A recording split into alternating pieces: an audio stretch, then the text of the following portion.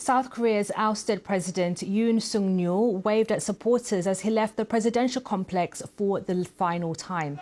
Last week, the Constitutional Court upheld Mr. Yoon's impeachment over his short-lived declaration of martial law in December.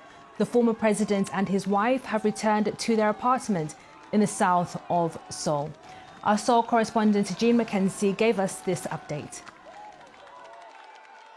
Now, this presidential dramatic scenes, but really today nothing compared to what we have witnessed there over the past few months. This is where we have seen these huge standoffs between Mr. Yoon's presidential security team, who were protecting him, and the police who were trying to arrest him, as Mr. Yoon actually barricaded himself inside this compound at times to try to resist arrest. So today has been a much more peaceful picture. Mr. Yoon has accepted the decision of the Constitutional Court that we got here in Seoul last Friday to remove him from office. And as I said, he's moving back into his old apartment. He's going there with his wife and his 11 pets. So that is his 6 dogs and his 5 cats. But he is still entitled to presidential security, so he will have a number of bodyguards looking after him there as well.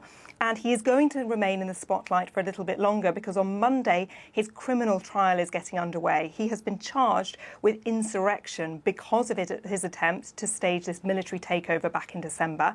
And this is one of the most serious crimes that you can be charged with here in South Korea. So if he's found guilty, he is either going to be sentenced to life in prison or the death penalty. And as you said, this has been an enormously tumultuous time here in South Korea, which is now only just beginning to look forward. So there is a general election, a presidential election planned for 2 months' time. We are starting to see candidates come forward, and we are expecting this to be an incredibly polarizing and tumultuous time for South Korea because this period in general has really polarized the country.